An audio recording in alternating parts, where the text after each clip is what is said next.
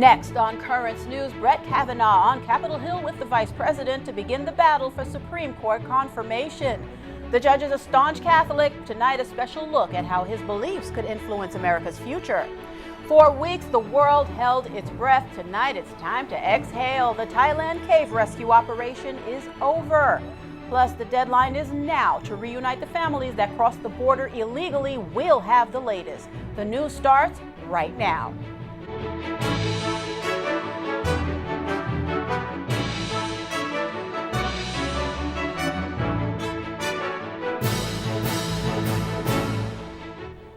Good evening, everyone. I'm Liz Faublas. Judge Brett Kavanaugh arrived this afternoon on Capitol Hill with Vice President Mike Pence as the Catholic jurist works to win confirmation to the United States Supreme Court. Natasha Chen reports President Donald Trump is pleased with the reaction to his pick.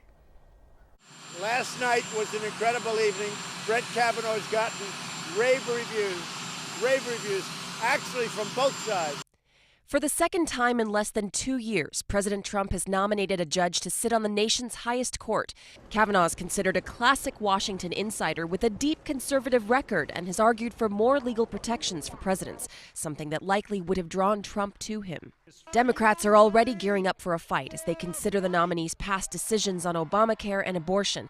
Judge Kavanaugh got the nomination, not because he'll be an impartial judge on behalf of all Americans, but because he passed President Trump's litmus tests: repeal women's freedom for their reproductive rights, repeal America's health care, including protection of pre-existing conditions.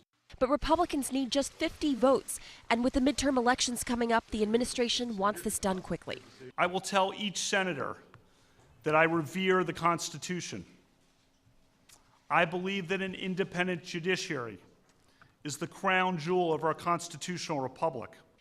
In Washington, Natasha Chen, Currents News. Judge Kavanaugh is giving no hints on how he might rule on hot-button issues such as the Roe v. Wade abortion decision. Last night, he did tell a primetime television audience his judicial philosophy is straightforward. A judge must be independent and must interpret the law, not make the law. A judge must interpret statutes as written, and a judge must interpret the Constitution as written. Left unsaid is how Judge Kavanaugh views precedent. The Supreme Court alone determined that the legal right to an abortion is contained in the Constitution. The judge is outspoken about his faith. National correspondent for The Tablet and Crux, Christopher White, joins us now to examine how the judge's beliefs could impact future rulings. Chris, it's a big issue. Big issue, important stuff here, Liz. The appointment of Judge Kavanaugh, a Catholic, to the Supreme Court is expected to tilt the court in a more conservative direction. Many Catholics are eager to know what this means for abortion and the court's landmark ruling in 1973 that established it as a right. While Kavanaugh has not directly addressed Roe in his more than 300 court decisions to date, he's already faced intense questioning on it in previous confirmation hearings. If confirmed to the D.C. Circuit, I would follow Roe v. Wade faithfully and fully. That would be binding precedent. But what is your opinion? You're not on the bench yet. You've talked about these issues in the past to other people, I'm sure. The Supreme Court has held repeatedly, Senator, and I don't think it would be appropriate for me to give a personal view on that case. When his nomination was announced on Monday evening, the judge put his Catholic faith in the spotlight, noting that he was part of D.C.'s vibrant Catholic community and was shaped by his Jesuit education. This isn't the first time he's talked about his faith either and its influence on public life. In May, he delivered the commencement address at the Catholic University of America's Law School, where he encouraged graduates to do the same. As Pope Francis says, faith and values mean not just belief and going to Mass, but action. And the most important action is to help others in need. What this Catholic influence will mean for his legal rulings, however, is an open question mark, but will be the subject of much speculation in the coming months. Liz? Christopher, while Judge Kavanaugh hasn't addressed Roe v. Wade in his opinions, he has addressed abortion. What do we know from that case? That's right, Liz. In a case not so long ago, the judge was weighing on whether an immigrant could have the right to an abortion, and he ruled against that, saying that the state has a vital interest in protecting fetal life. So, again, not exactly addressing the Roe v. Wade precedent head on, but kind of giving some intuitions as to where his sympathies lie. Now, you had the opportunity to speak with a number of Catholic legal experts last night following the president's announcement. Do they believe that we can expect sweeping decisions on issues like abortion or gay marriage in the coming years? Liz, the general consensus from the experts I've spoken with have said, no, that's not how the court works institutionally or culturally.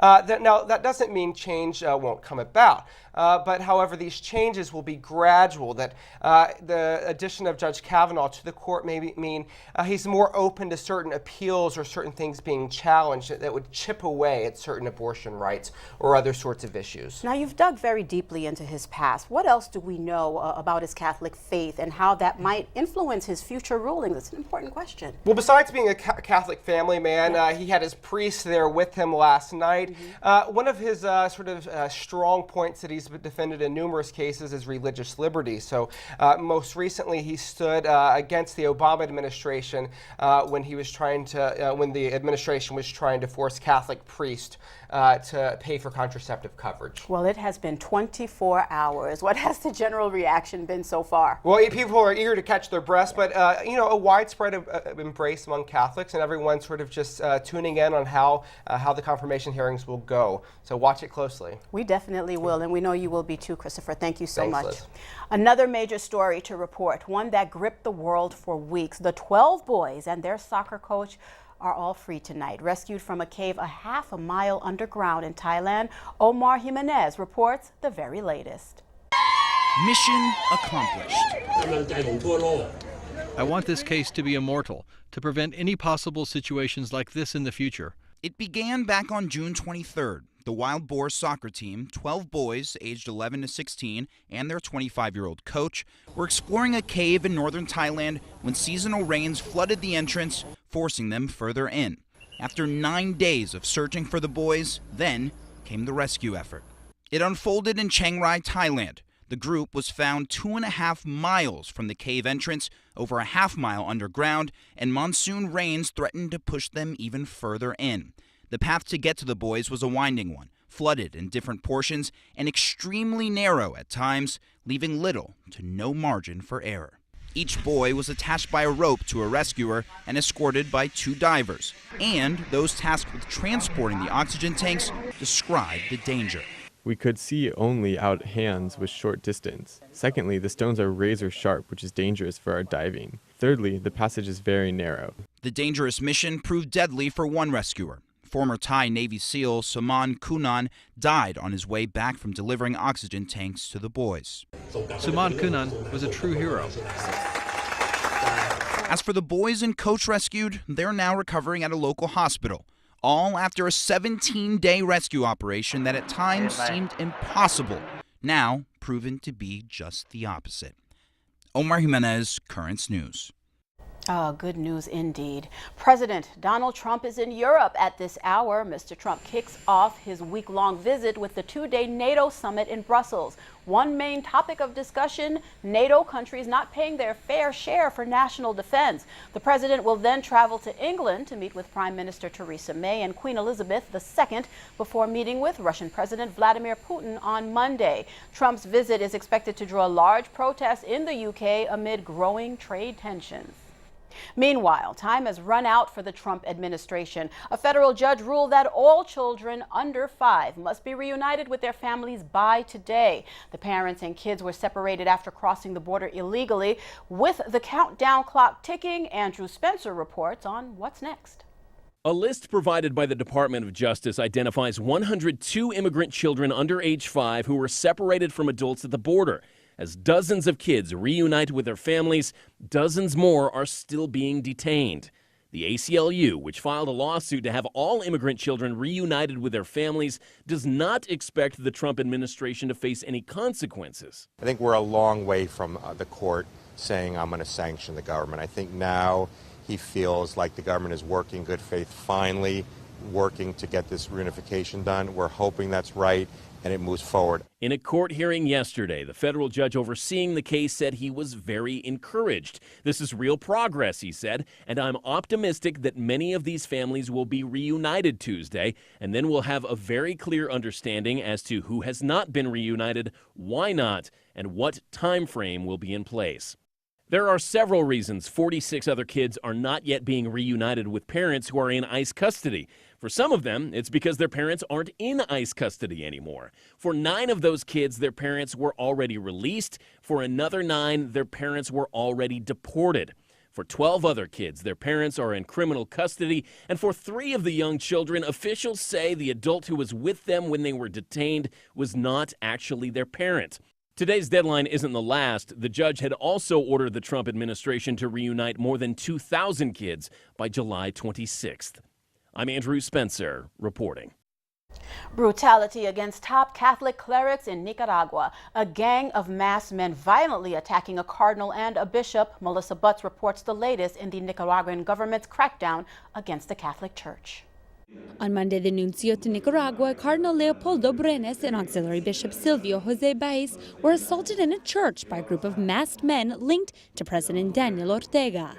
Monsignor Baez posted a photo of his wounds on Twitter, saying he's been hit in the stomach and they stole his episcopal cross.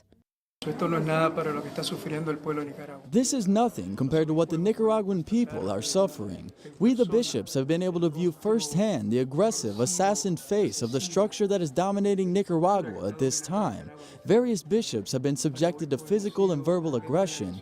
Everything can be prevented when we reason, when we act in goodwill, when we look for peaceful solutions. But through violence, everything heads for a dead end. Thus, the Church's calling has always been against violence and aggression toward anyone or anything.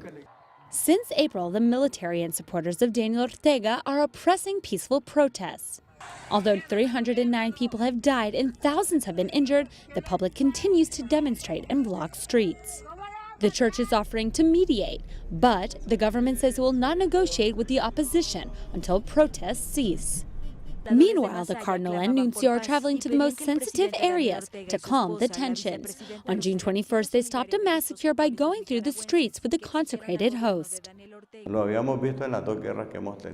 We've seen in the 2 wars we've had, where more than 50,000 people died, but there were armed people. It was one armed group against another armed group, but not in this case. It is against people who are walking down the street without a gun or someone behind a barricade, maybe with a mortar. So this is much more intense than a war.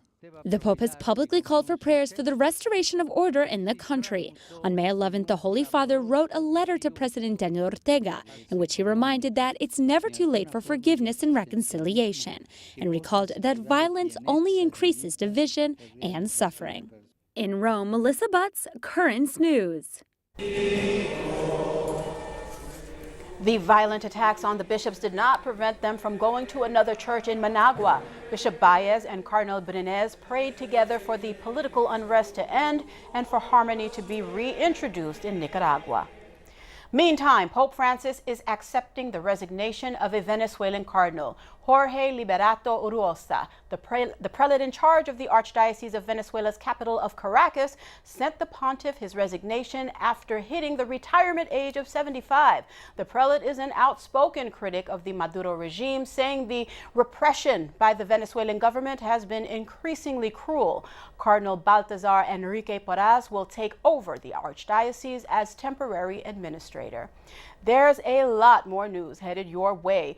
The rules have changed online. Next, a report on how Catholic websites could be facing higher fees to get their messages out.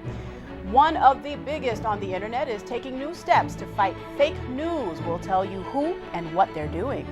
Puerto Rico is hit again. Not fully recovered from Hurricane Maria, a new storm comes ashore. And do you have a story idea, something happening in your parish we should know about? We want to hear from you. Keep this email handy, newstips@desalesmedia.org. We will be right back.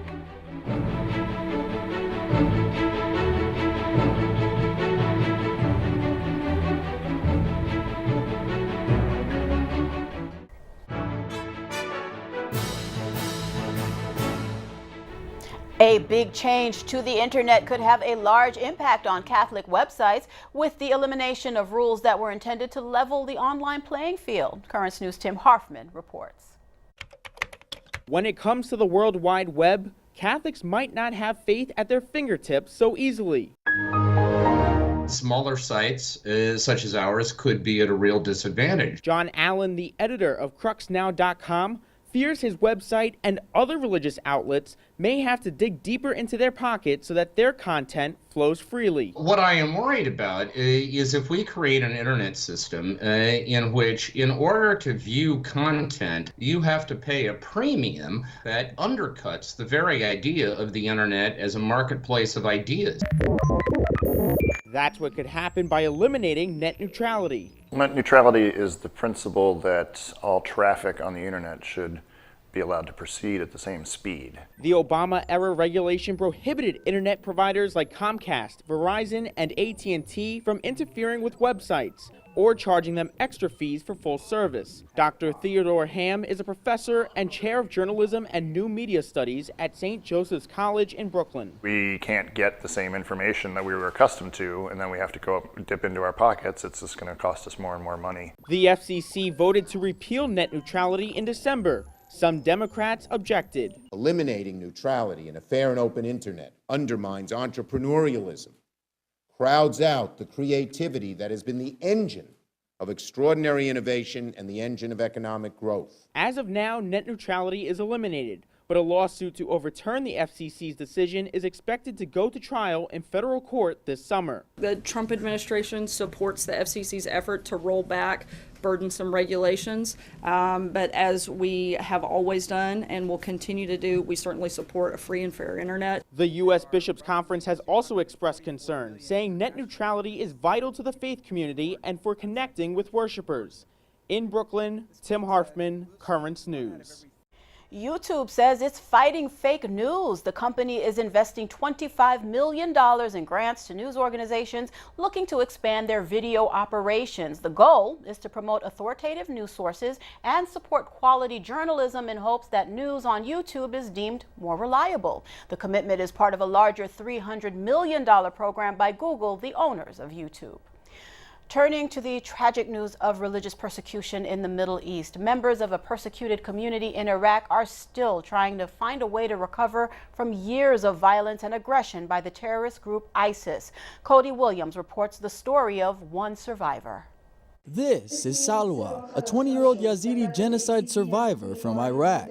In 2014, she was kidnapped by ISIS and enslaved for 5 months. After escaping and reuniting with her family, she is now committed to raising awareness about the plight of ethnic and religious minorities in the Middle East. Speaking at a recent symposium on defending religious freedom, Salwa assured providing refuge for people like her should not be the main objective, as the community is only yearning for a return and peaceful coexistence in their homeland. We need to implement laws to prevent the persecution of minorities. There needs to be legislation protecting these groups. The Yazidis are one of Iraq's oldest religious minorities, an historically oppressed group. Their persecution has worsened in recent times. Since 2014, the Islamic State and other extremist groups have intensified killings and enslavement of Yazidis, causing the flight of many. While important voices have spoken out against the oppression, including Pope Francis, most natives are still unable to risk going back. We have seen a lot of support in speaking, but we haven't seen a lot of actions. Maybe some things have been done, but it's not enough. We cannot see results on the ground, but we're hoping that in the future more will be done in the area. In the last few years, tens of thousands of homes have been destroyed and hundreds of thousands of people have been displaced from Salwa's former home, the Nineveh Plains. Thus, this young Yazidi will continue to tirelessly work to transform the region into a safety zone for her and other minorities. Cody Williams, Currents News. Still to come on Currents News, we'll hear from a resident in Puerto Rico who fears his roof could be gone after a new storm lashes the island. And I'll report on the woman who is finding sanctuary in a church, but her future is very unclear. We'll be right back.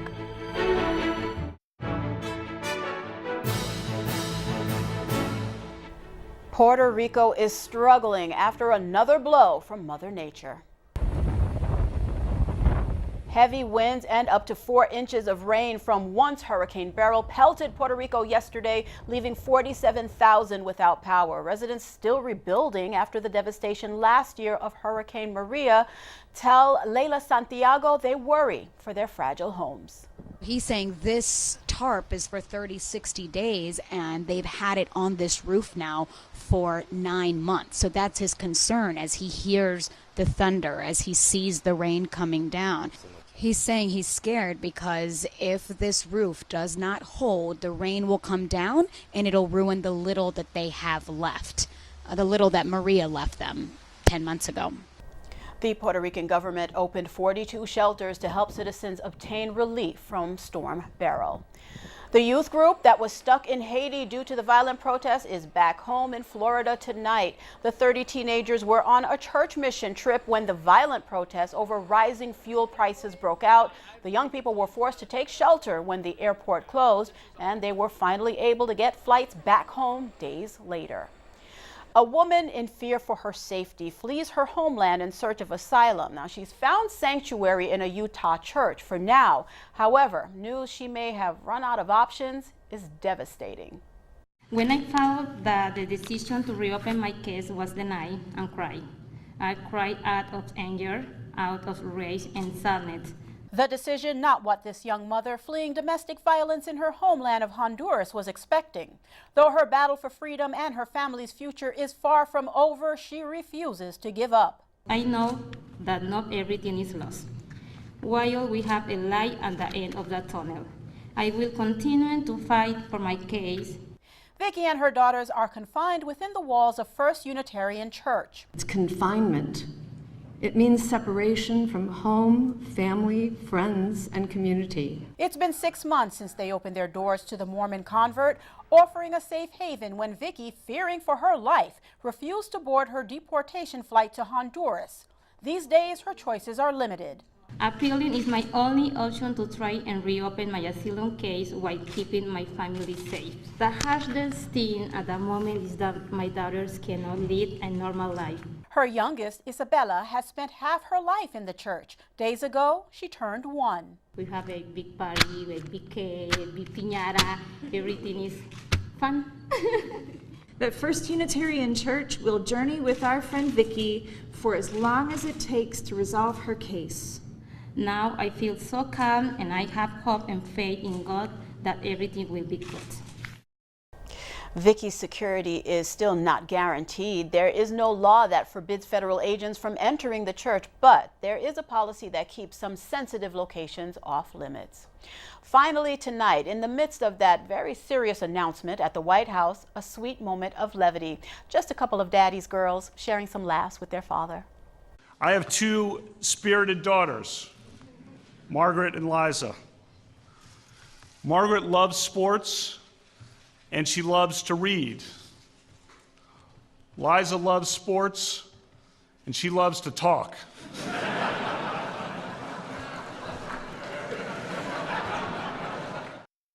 Oh, high five. Very, very cute.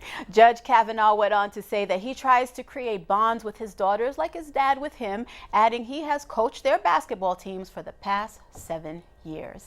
That is Currents News. Thank you so much for joining us. I'm Liz Faublas. Please set your DVR to record this program so you never miss it, because we are putting your faith in the news. Hope to see you again next time.